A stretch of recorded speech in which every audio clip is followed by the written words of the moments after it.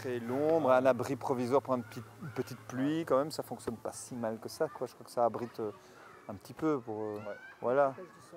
Ouais, bah, c'est pour ça aussi qu'on avait refait. Il y avait déjà un abri à la base qui était assez... un peu comme celui-là. On s'est dit, voilà. La concertation, c'est toujours le point de départ de tout projet.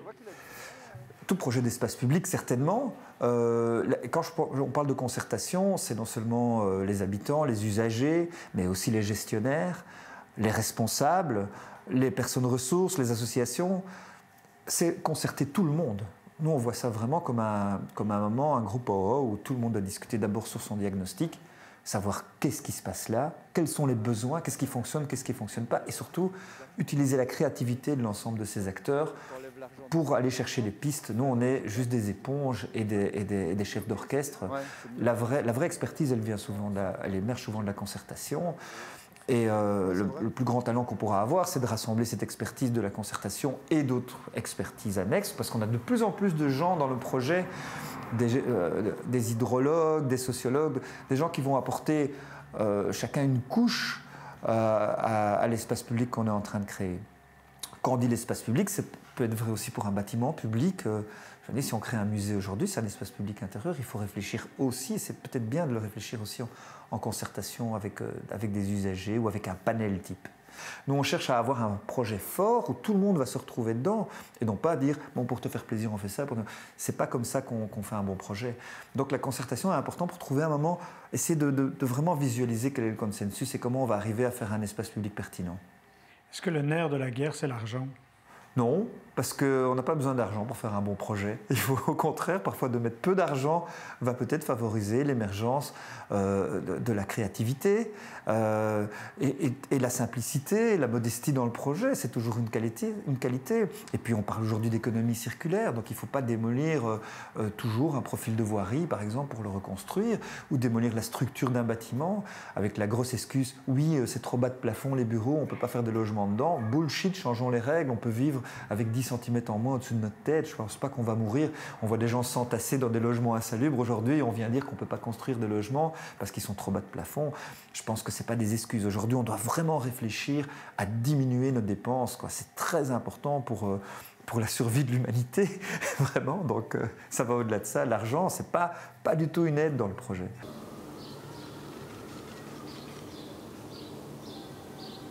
On est très content d'avoir reçu ce projet dans les Marolles. On va intervenir sur 7 lieux différents, dont beaucoup sont des intérieurs d'îlots.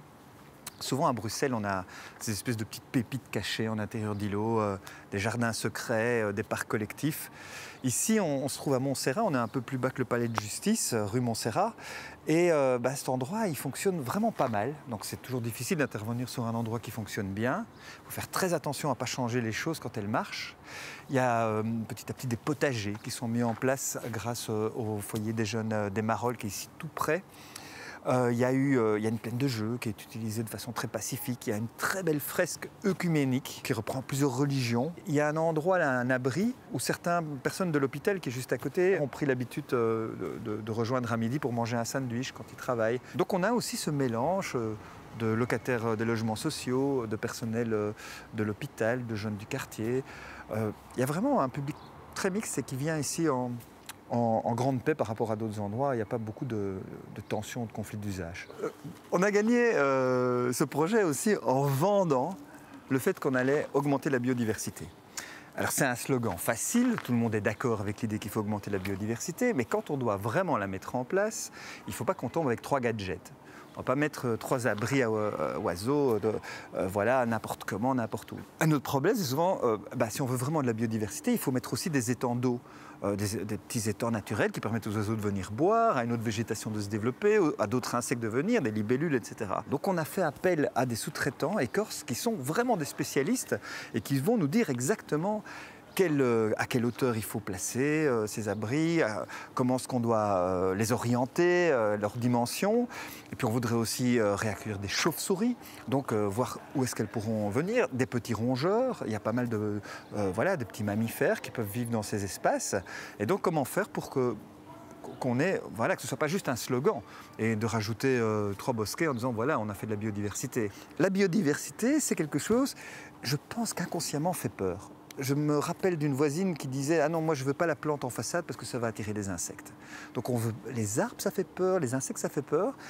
La biodiversité fait peur. Et je pense qu'on trouve des tas de raisons pour ne pas l'intégrer. Et c'est pour ça qu'on a ces villes qui sont bétonisées, qui ont tout imperméabilisé. C'est qu'on a voulu faire partir la nature en fait, des villes. Elle nous inquiète.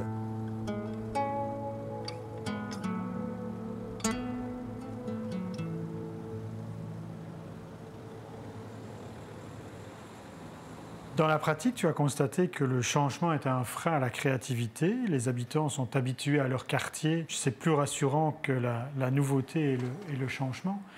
Je parle bien évidemment de Walking Madou. Oui. Dans ce projet manifeste, on n'y avait pas été par le dos de la cuillère non plus.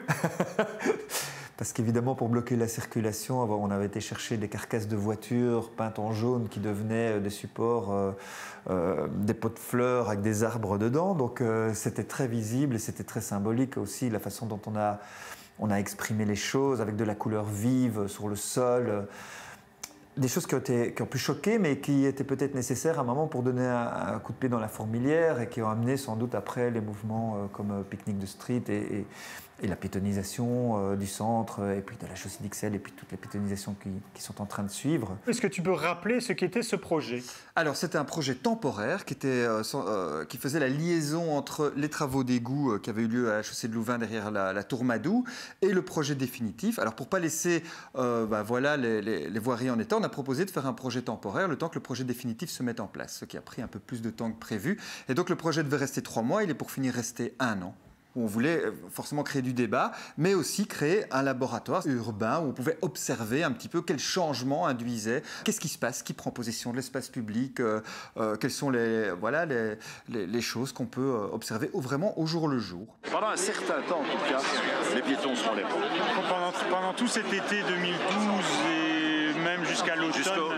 Jusqu'à ce qu'on réalise ce fameux test avec l'autobus, c'est-à-dire jusqu'à ce qu'on parvienne à bien comprendre si oui ou non on a tout mis en œuvre et à bien se faire une idée si tout a été mis en œuvre pour que le test puisse devenir une réalité et pour qu'on puisse faire un semi-piétonné permanent. C'est-à-dire qu'il n'y a pas de danger. C'est de faire un semi-piétonné. Ceci est du ludique. On fait la fête et puis après on fait le test et puis après on réalise si le test est concluant. On va tourner comme ça on peut voir. Donc ça c'est le jardin fitness. Donc en haut c'est la place, on l'a rappelé, renommée la place des courants d'air. Parce que tous ces manchons à air, etc. Il y a le vent, c'est bien tout ça. Là, il y a des carcasses de voitures. Des carcasses de voitures, voilà. Pour dire adieu à la voiture. Adieu non, peut-être l'utiliser mieux et autrement. D'accord. Hein? Comment s'est passé le travail avec les commerçants? Ils sont plutôt positifs, réticents, ils se posent des questions, etc. Ils se posent des questions, bien sûr. On a un peu géré les livraisons, les choses très pratico-pratiques, mais grosso modo, ils sont favorables aux piétonniers dans leur grande majorité. Contrairement à ce qu'on veut leur faire dire parfois. Ouais. Et donc ils sont favorables. Pourquoi? Parce que forcément, sans voiture par exemple, c'est un peu ça la signification des lignes au sol, et on peut traverser la rue plus facilement et déambuler d'un côté à l'autre. On peut mettre des terrasses bien sûr, il peut y avoir plus de monde. Au plus on agrandit le trottoir, et si on l'a agrandi au maximum, au plus on peut y mettre de monde tout simplement. C'est plus agréable, il n'y a pas de bruit. Là on est sous une tache jaune, hein. C'est pour ça qu'on a changé de couleur. Il était nécessaire, je pense, à un moment d'ouvrir le débat d'une façon très franche. À ce moment-là, c'est pas que notre bureau, on était vraiment tout un réseau autour du Walking Madou, y compris la commune, feu le bourgmestre Jean Demanet qui nous a soutenus du début à la fin en mettant des services communaux à notre disposition pour travailler sur le projet, ce qui est très rare. On avait aussi Atrium à l'époque, qui est devenu Hub, qui a trouvé des petites subventions à gauche, à droite, la région bruxelloise. Et donc c'était un projet fantastique qui s'est monté très très vite, avec un enthousiasme débordant et l'impression qu'on était en train de faire quelque chose de fort. Tout le monde était fier de participer à ce projet.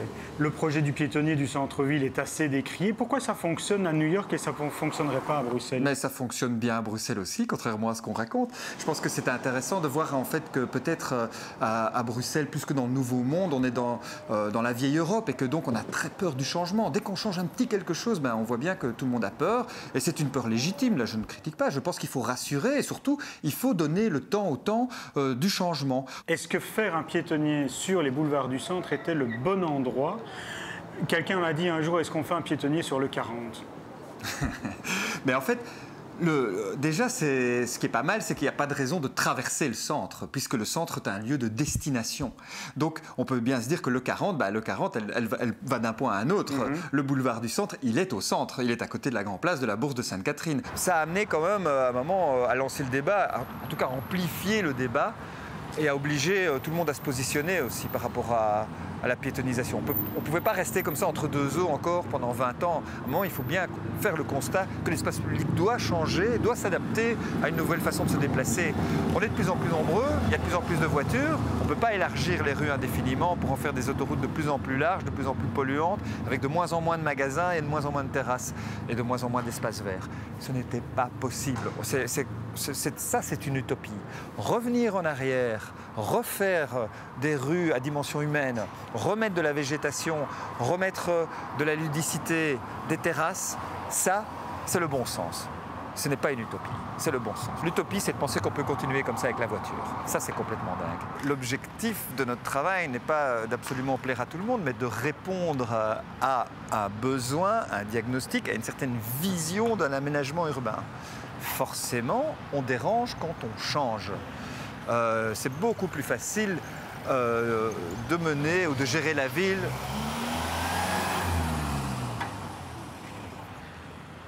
C'est beaucoup plus facile de mener et de gérer la ville tranquillement, pépère, et de rien faire.